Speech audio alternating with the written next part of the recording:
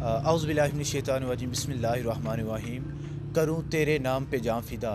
یا رسول اللہ کروں تیرے نام پہ جاں فدا، نہ بس ایک جاں دو جہاں فدا، دو جہاں سے بھی نہیں جی برا، کروں کیا کروڑوں جہاں نہیں۔ السلام علیکم ناظرین، میں ہوں آپ کا میزبان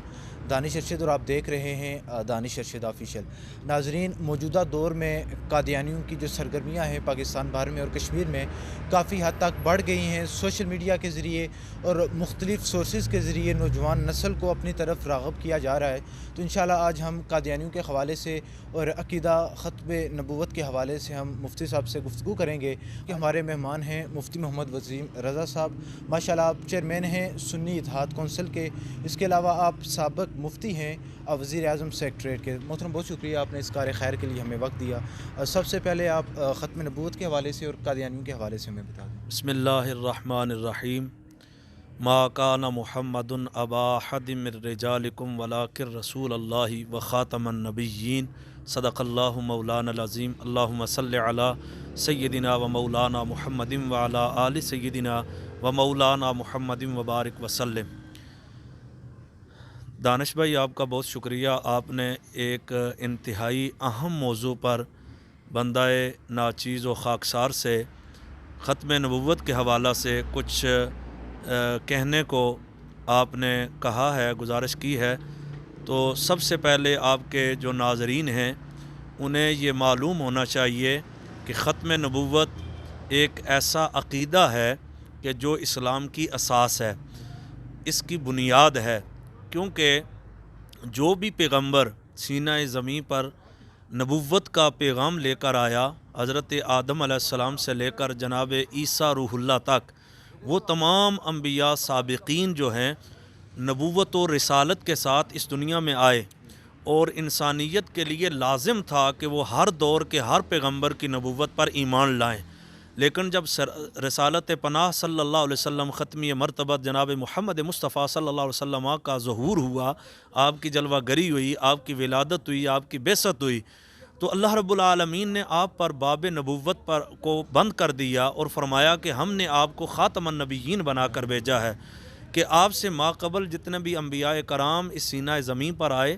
انہیں صرف نبی و رسول ماننا یہ ایمان تھا۔ اب اے میرے محبوب، آپ کو صرف نبی و رسول ماننے سے ایمان کی تکمیل نہیں ہوگی۔ ایمان کی تکمیل تب ہوگی جب آپ کو خاتم النبیین مانا جائے گا، یعنی صبح قیامت تک یہ ہر مسلمان کا یہ عقیدہ ہے کہ صبح قیامت تک کوئی بھی دعوی نبوت لے کر اس دنیا میں کوئی پیدا نہیں ہوگا۔ تمام کے تمام انبیاء کرام سابقین ہیں۔ اب رسول اللہ صلی اللہ علیہ وسلم کی ختم نبوت پر اللہ رب العالمین کے سے 20 آیات قرآن مجید کی اس پر شاہد ہیں، اور پھر احادیث متواترہ صحیحہ جو ہیں ان سے عقیدہ ختم نبوت بالکل واضح ہے، اور آقا کریم علیہ الصلوۃ والسلام کی ختم نبوت پر ایمان ہر مسلمان کے لیے لازم بھی ہے اور ہر مسلمان کا ایمان ہے۔ اور جو ختم نبوت سے سرے منہ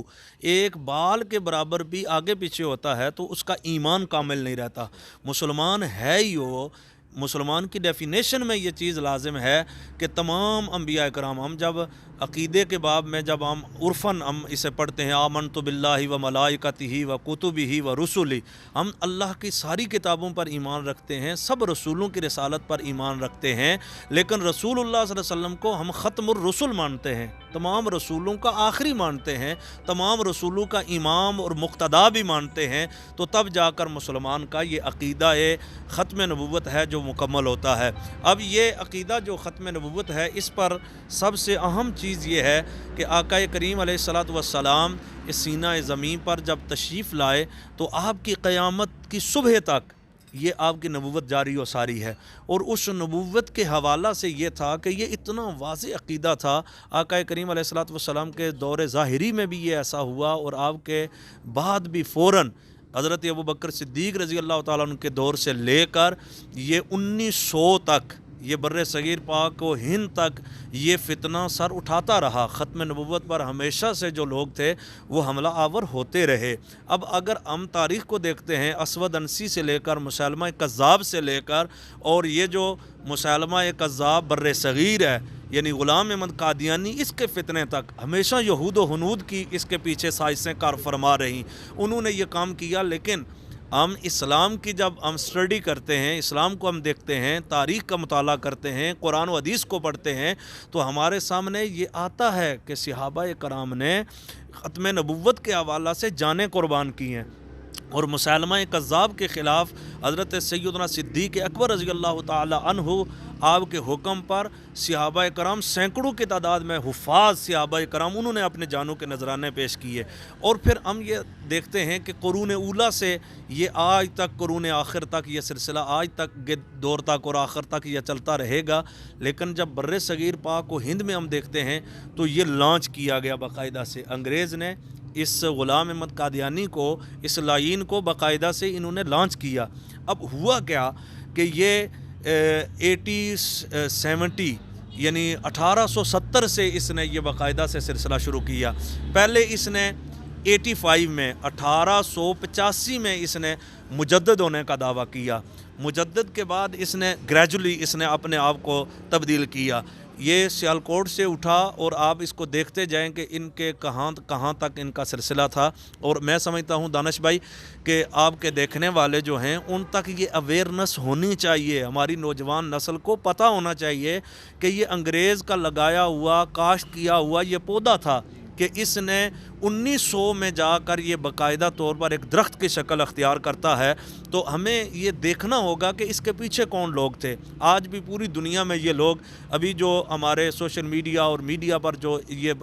سسٹم چل رہا ہے کہ یہ اپنے آپ کو احمدی مسلم کہتے ہیں، حالانکہ اسلام